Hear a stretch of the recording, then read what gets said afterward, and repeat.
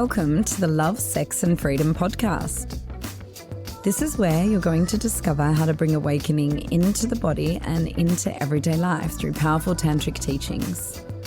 Get ready to release, open and step into your true power.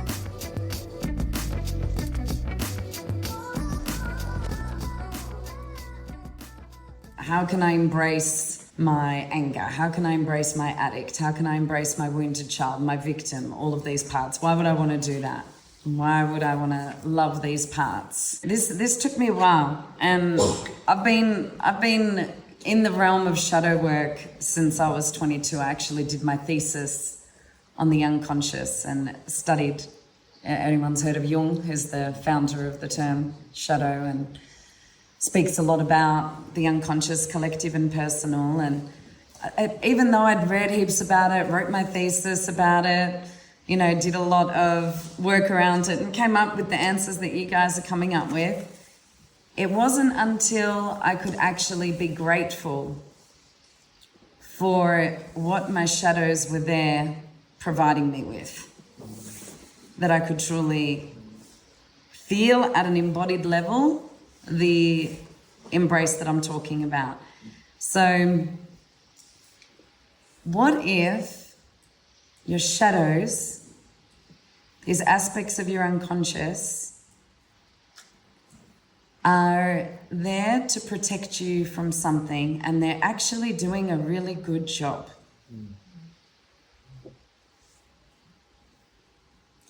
So what if the shadow of not expressing and not feeling worthy is protecting a little boy or little girl who, when they spoke up, got hit? What if the shadow of over exaggerating boundaries and having a lot of distrust, which is that guardian I was talking about in me, is there to protect my little girl from being harmed by a man? Because actually the only point of resolution that genuinely shifts my being when I'm in a state like the one I described to you that I was in last night, from absolutely destroying myself for being mean to this beautiful man who loves me so perfectly, is to actually go, okay, so once I'm crying in his arms and realizing and apologizing, then what I've learned to do from a lot of the practices that I've done, the Feed the Demons process, which I'm going to take you through, is that I've learned that actually all of these shadows are needing a level of acknowledgement, because what they want more than anything is to protect me, and they have some kind of positive intention. So stay with me, because this is advanced, because you're such an advanced group. So then what I need to do is go to that guardian who I used to hate, and I say to that guardian, thank you for protecting me. Actually, I don't need you right now. He's a good man. And then that guardian steps down because his presence is there. There's no way that I can keep a story that he's doing something to me, because all he's doing is holding loving presence. And then I say to that guardian, can I please see the little girl now that you're protecting? And then I see her, and there's a different little girl who's holding the same energy depending on what's happening. And then I can meet her inside of me, and I'm like, what do you need? And she's like, I need to know that I'm safe. And literally, the moment I did that little chat last night in my head, he said to me, you're safe. That's how much the outer reflects the inner. He's like, you're safe, babe. I love you. And I'm like, I'm so sorry. It's okay. I understand. I know how difficult that is for you. And he's crying with me because he can feel my pain. So you can talk about integrating shadows till the cows come home, right? And meeting them and embracing them. But actually, until you dedicate yourself to meeting them, to dialoguing with them, to getting to know them, you're not going to feel the power that they hold when they're given permission to be here. And sometimes I may not know what the hell is going on. Something is up, and, you know, an emotion can be a shadow, right? You can have an emotion that's unconscious, of course. And that's what we've been working with rather than more of the archetypes we're talking about today. The last few days we've been looking at emotions. And so sometimes what I'll do if I'm, you know, sometimes you're just feeling a bit off, or like, you know, Matisse might have done nothing, or my kids, and they walk into the room and they're just, I can feel bothered by it. Like, shit, what's going on here? So, I take a deep breath and sit with it. And the first step is to shine the light of awareness onto that shadow, right? So just think of your shadow, light of awareness, and then the shadow's there. You can see it. And the way to do that is first to breathe and then to go, what am I feeling? Okay, obviously there's discomfort. And then if you can get clear around what the emotion is that is connected to that discomfort, beyond a mental concept. For me, it's usually anger. I have a lot of still unconscious rage because I repressed rage all of my life. And I'm like, oh, okay, that old chestnut again. What are you angry about? Pray tell. Because I don't know, so I just breathe into it. I start giving it some sound. Oh, and I'm just angry that I'm not free sometimes if my kids are triggering me, right? Or maybe I'm angry that I have to work, or I'm angry that something completely unreasonable. Matisse is having fun and I've got a session in an hour, right? But you've got to be willing to feel your unreasonable anger. You've got to be willing to feel your unreasonable grief. You've got to be willing to feel your unreasonable everything. And then you check it out. And often those shadows, like we're going to take you through a more complicated process, which is Feed the Demons, and it's in your manual.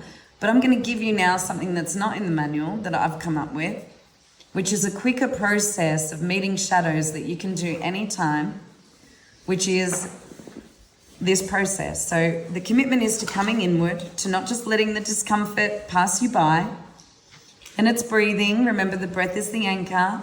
Then it's identifying what the emotion is. And then you dialogue with that emotion with your witness. So yes, you're feeling it, you're aware of it, you're not drowning in it. You can actually give it a shape, give it a color, personify it. So often my anger is a ball with lots of spikes, and it's usually red or black. And then there's varying degrees of it depending how pissed I am. And then I'm like, okay, hey. And then I'm like, I'm making sure, you know, like, what's your name? And then it gets confirmed to me. I'm anger, or sometimes it has another name, right? And I'm like, what are you here for? What's up? And what's your intention? I want to remind you to rest today. I want to remind you to make sure you do something for you today. I want to remind you not to just fucking look after your kids, work, do this, do that, whatever it is. So then we're chatting and I ask it anything else I want to ask it. And then the key question for me, because my biggest overall shadow is protection and guarding myself. And then I say, and who are you protecting? And then I ask to see that. So I haven't reached the point of full trauma or full trigger. And this is really an amazing place to practice inner work from, is not waiting until it escalates, is pausing when you feel a little something, because it is so hard to pause when you feel a big something. So the first pause is in your daily practice, your morning practice. I'm going to pause. I'm not going to check my phone. I'm not going to do anything else. I'm just going to come in, right?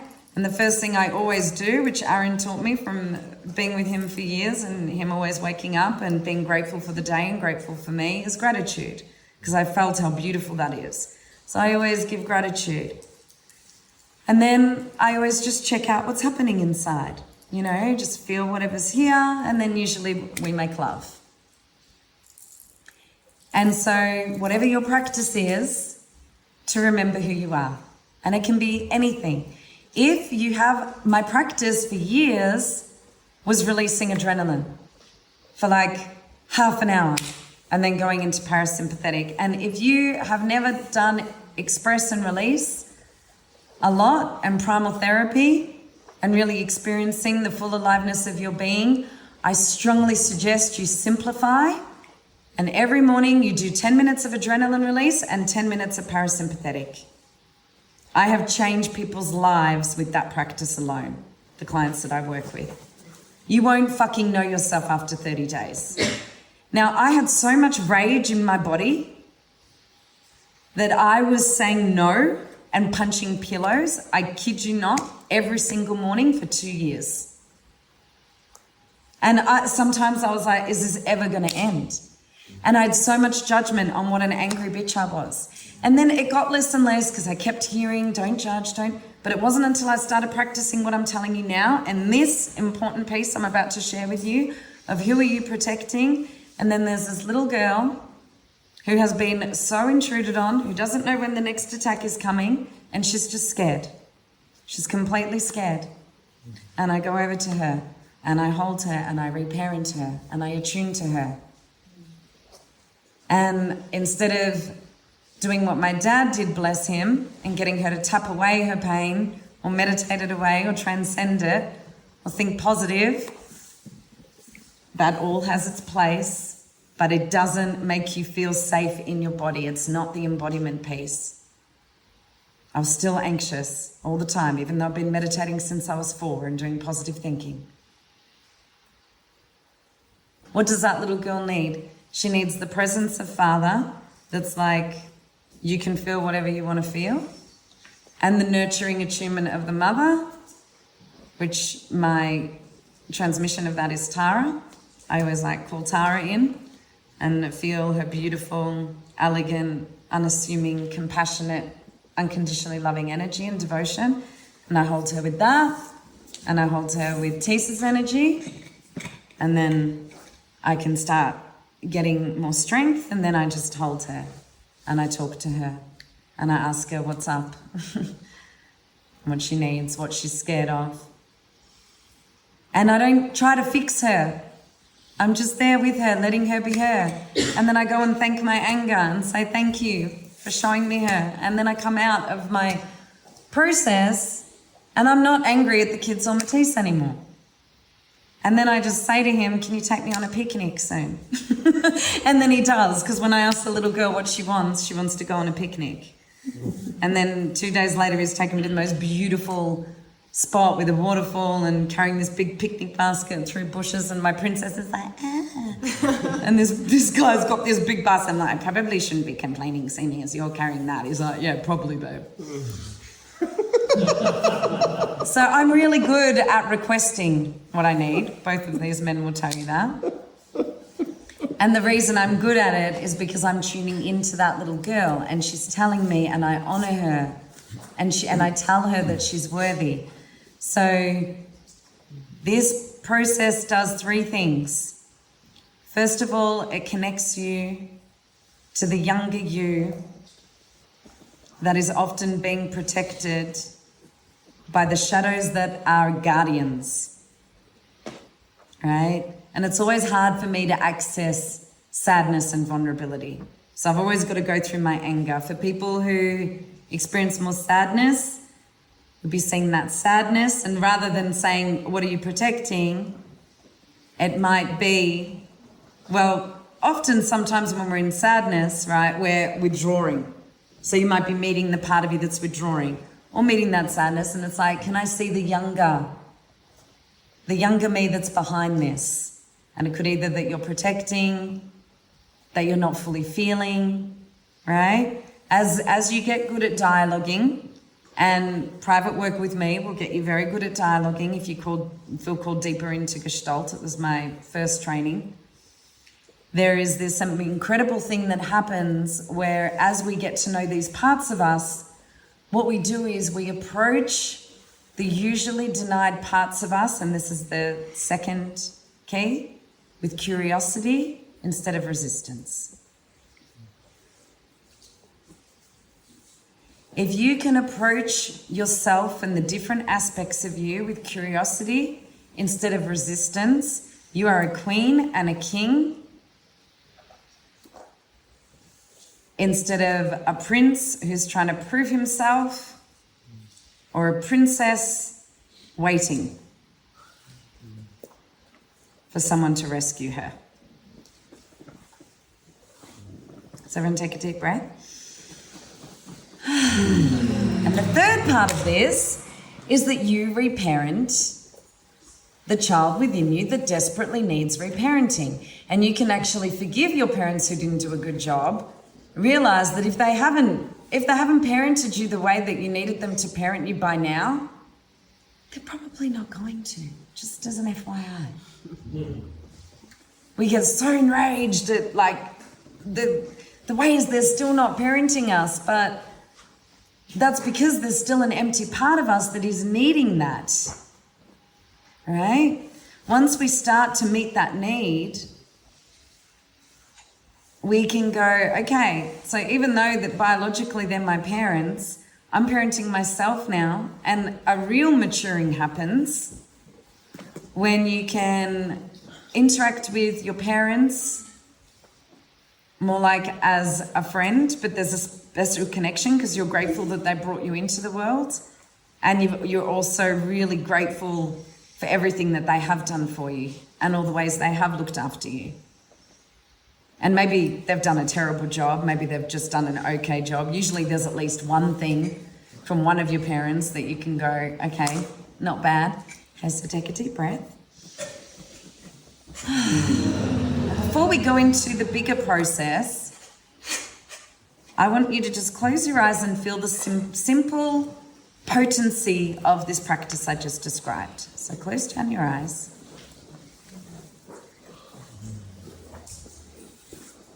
And just feel your roots going into the earth.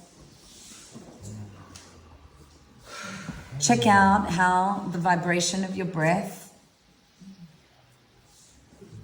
connects you to your body.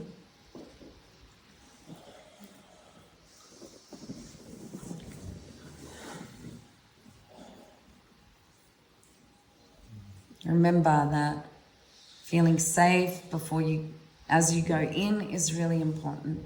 I like to open my crown and just let divine love and light pour through me, healing my mind, body and life of all the places that really want to externalize my experience. And I choose in that moment to be the tantrika that I am and take my attention away from the external and into the internal cave of my heart. And just breathe into that heart and bring your hands to your heart. And just feel this intention to become more intimate with a part of yourself that you've denied.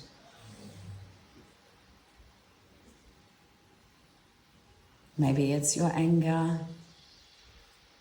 Maybe it's a more archetypal energy, like a wounded child or a victim, no worth. Maybe it's sadness, like what do you deny in yourself? What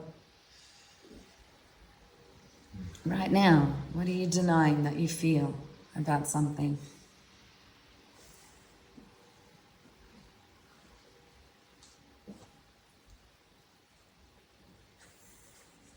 And just see if you can identify that. A little buzz in the body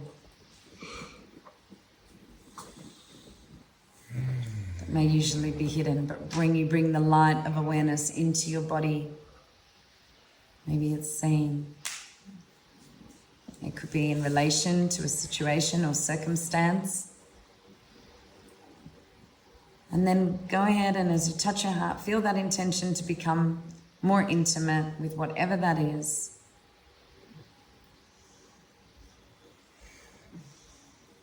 Truly more intimate, to get to know it, to love it.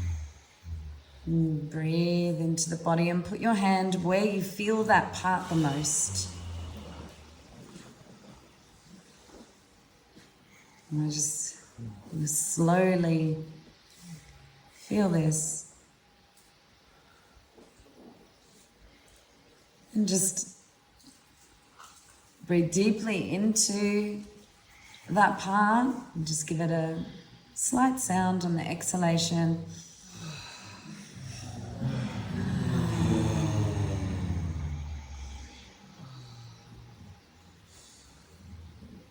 And just say hello to it.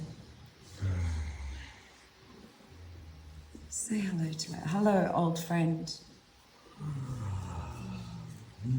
And if it was an object that had a weight and a shape, what would that look like?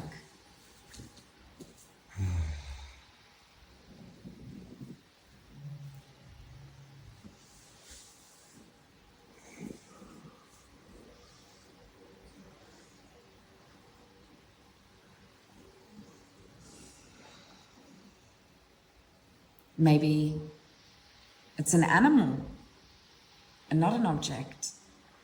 Some interesting figure. Sometimes I just see this roaring lion that wants to kill everything in the jungle. What do you see? Trust what you see. See what there is to see. Feel what there is to feel. And just notice what it feels like in the body to meet that part. How does your body respond as you meet that part?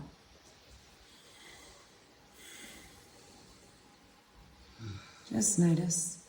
Keep breathing.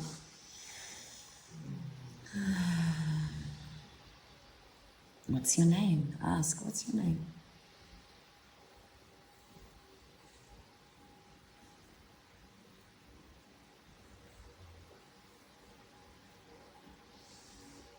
Why are you here?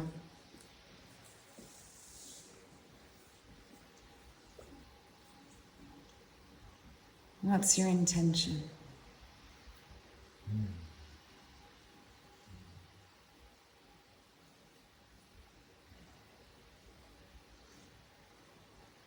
Just give that part some respect, some love. Get to know it. Ask it anything else you want to ask it. Maybe it's been there for a really long time.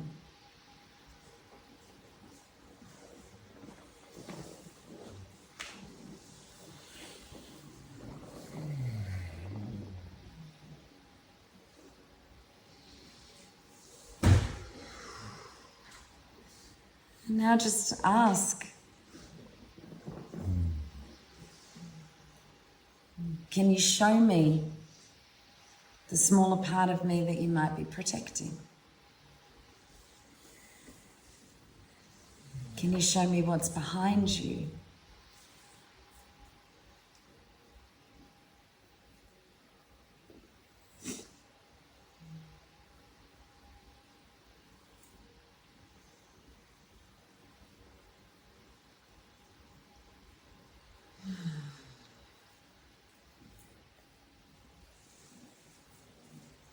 And see that part.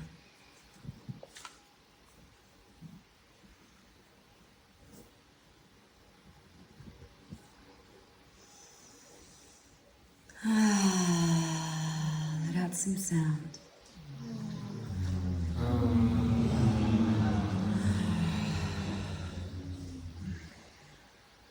And can you meet that part with love?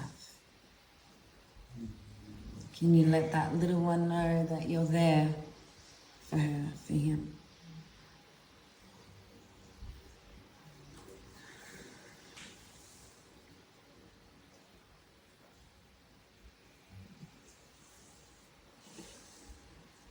Ask, what do you need?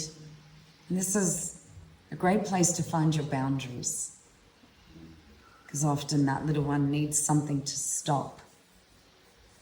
You do this enough times when you're in an abusive relationship, it'll get you out.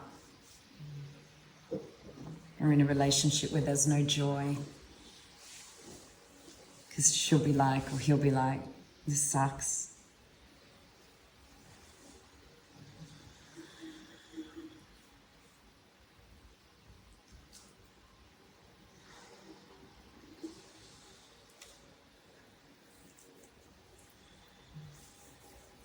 What do you need? How are you feeling? Give her some attunement. Hold her, him. Spend some time with that little one.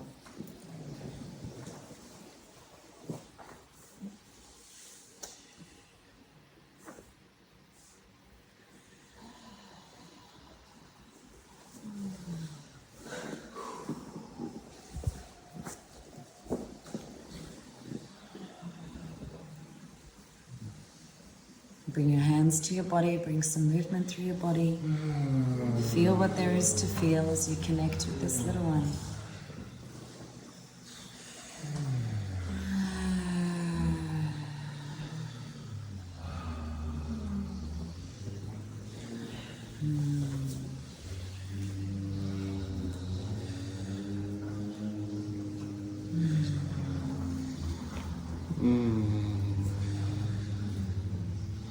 You're safe. It's okay. What do you need? I'm here for you. I'm here to give you what you need.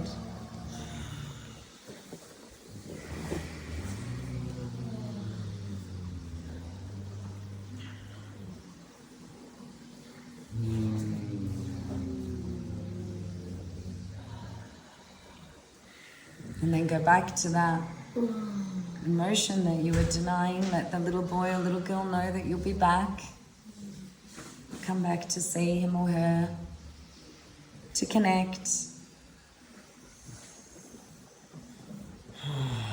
And there doesn't need to be, you don't need to fix that little boy or little girl. It's a process of acknowledgement, of seeing him or her, of holding him or her, saying that you're going to be there for her, creating that safety, and then going back to that anger, the grief, the archetypal wound, and saying thank you for protecting him, thank you for protecting her.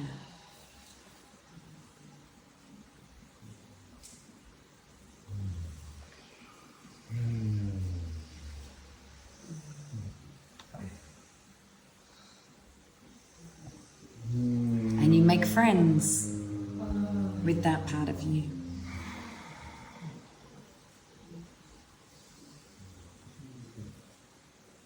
And maybe you want to say to that part the boundary that you're going to set now. Maybe you're going to say, hey, you can hold back, I'm going to communicate this or that, communicate what I need. Thank you for helping me to realize, because your emotions are messengers. What is unconscious, once it's realized, is a message to your conscious mind of your boundaries, of your needs, of your desires, of your alignment.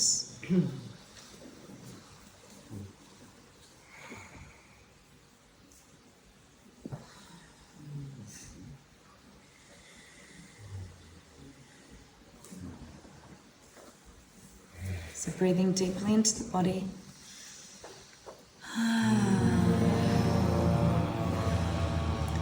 And anything that's here, just let yourself feel that.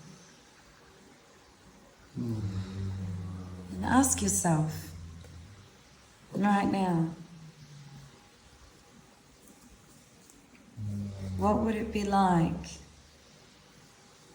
to meet uncomfortability with curiosity instead of resistance? How different would your life be? How much more powerful do you think you might be? That actually Your uncomfortability is an opportunity to get to know yourself better, to become more authentic, to speak truth, to leave the relationship you need to leave, the job you need to leave the house, to go on the holiday you need to go to play when you need to play, to cancel things. I tell you what, the little one in you does not like being busy. I've taken lots of clients through this process, and none of those little children like it when there's not enough time to rest and play and feel loved. They also don't like feeling attacked, don't like feeling unsafe, they don't like too much seriousness and mind. And then these other parts come in, your sadness, your anger, your rage, your frustration, to say, hey, I'm up and I'm protecting this smaller part that you can't see, and I'm an avenue to your seeing. Can you stop denying me, please? I'm just as beautiful as joy. I'm just as beautiful as ecstasy. I'm just as beautiful as gratitude if you would just take the time to feel the beauty of my darkness. Because in my darkness is a mystery unfolding, a discovery of what's true, and maybe a little one that's still really, really young, that hasn't even grown up yet, because she's been denied, or he's been denied for such a long time. So while you're busy growing up and being an adult with all of these responsibilities and doing, and I'm just here waiting to be alive, waiting to find my uniqueness when I'm not covered over by conditioning that tells me that being a responsible adult is doing a lot and buying a lot and achieving. What the little girl or little boy teaches you, that being responsible is having the ability to respond to actually that smaller part that is your greatest guru, that is your greatest teacher.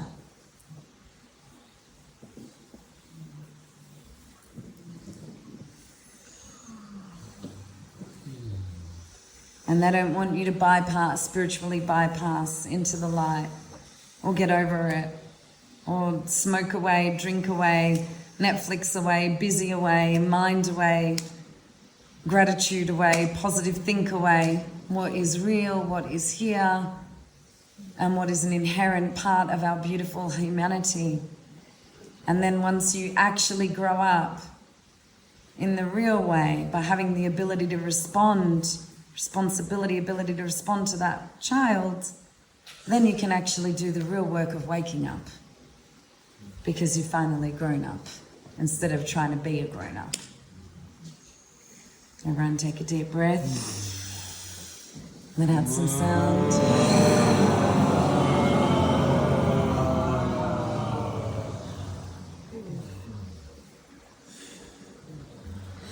And I want to share a little something that is going to hopefully inspire you to commit to this practice and also land it even more.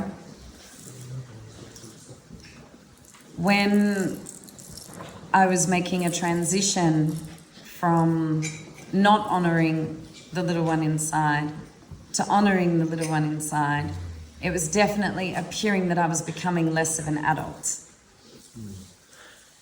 I bought my first house at 22. I had my first child at 25. I was definitely an adult very early on. I never did the getting pissed partying. One of my coping mechanisms was to bury myself in books, which you guys are all receiving the fruits of, right? And understanding psychology and trying to make sense of all of these experiences and, personal development mindset. And there was a lot of conditioning, societal, and from my family, as I said, on, buying property, doing the right thing, all the shoulds. So the experience I was having was actually becoming more me and growing up and listening to my little girl. But what it looked like, especially to my mum, who was outraged at me selling my house at a ridiculous time. You know, I just sold it to get freedom. I lost about 600 grand. It's like all the other houses, all the money I'd made went into this house and I sold it. Well, I didn't sell it. The person I bought it with bought me out at a ridiculous amount. It was the amount he had in the bank, and the property had just gone in Perth. But I didn't really give a fuck, because everything in me needed to get out of that house. Everything in me needed to free myself of mortgages. Everything, even if I got 100 grand and I just needed a year of dedicating as much time as I could to traveling and immersing myself in Tantra, once I discovered that that was the missing piece for me. And yeah, as most of you know, it was cervical cancer that really got me into that space of listening to my feminine. And listening to my feminine meant listening to the little one inside, and it's been an ongoing journey. So as the process has been unfolding of giving her a chance to grow up, and she's still quite young, but she's getting much bigger, right? She's getting much older. My masculine is like ancient. And when I first found her, I'm like, how can I ever be in this energy? She was pre-sexual, because as soon as the abuse happened, I went into denying my feminine.